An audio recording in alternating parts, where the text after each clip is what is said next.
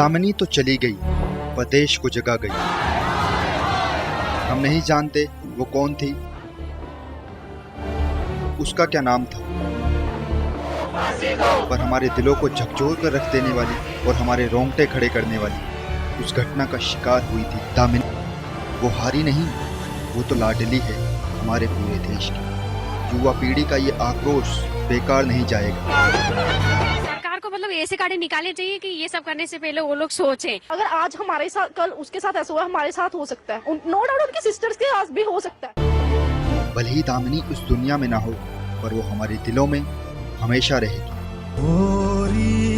बलात्कार उस मासूम से हुआ, पर इज्जत लुटी देश की, समाज की।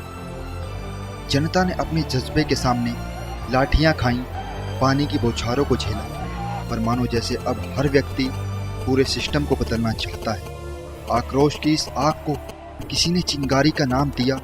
दहलाने की कोशिशें भी हुई, पर दर्द उस 23 साल की मासूम का था, पर बर्दाश्त एक समाज की हद तोड़ गई। सलामती, इंसाफ और उपचार के बीच सरकार ने उपचार को चुना। सिंगापुर में इलाज का इंतजाम हुआ, पर सांसों का संघर्ष जवाब दे रहा था।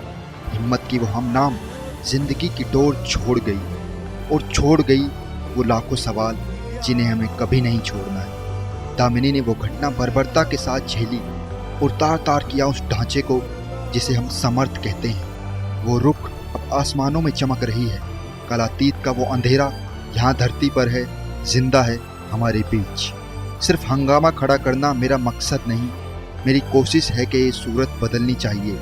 मेरे सीने में नहीं तो तेरे सीने में सही हो कहीं भी ये आग, पर ये आग जलनी चाहिए। वो अगर हमारे बीच आज जिंदा होती तो हमसे कुछ सवाल पूछती। शायद सबसे पहले वो पूछती कि उसका गुनाह क्या था। वो पूछती कि क्यों समाज में यहाँ दरिंदों को घूमने की आज़ादी है, लेकिन एक लड़की को बाहर घूमने के लिए अपनी इज्जत, अपनी जान दांव पर लगानी पड़ती है। ये कौन सा कानून या कौन सा समाज बना रखा है आप लोगों ने?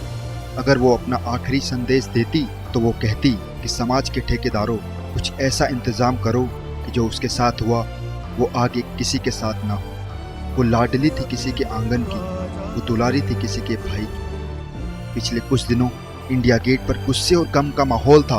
ये आज क्या हो गया? केंद्र सरकार आंखें बंद करके सो रही है? वो देख नहीं रही है कि हम लोग छात्राओं के साथ क्या हो रहा है?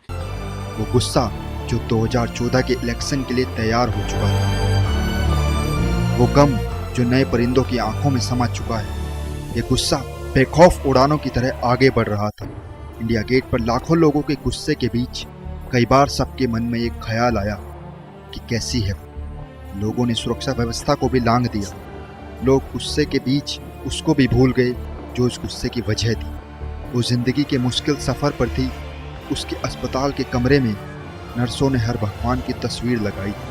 शायद सब चाहते थे कि वो अस्पताल से अपने पैरों पर खड़ी होकर बाहर निकले और उसे पता चले कैसे पूरा देश उसके दर्द को झेलकर उसके साथ खड़ा है। वो महसूस करती कि सब उन वहशी दरिंदों जैसे नहीं है, लेकिन काश ऐसा हो पाता।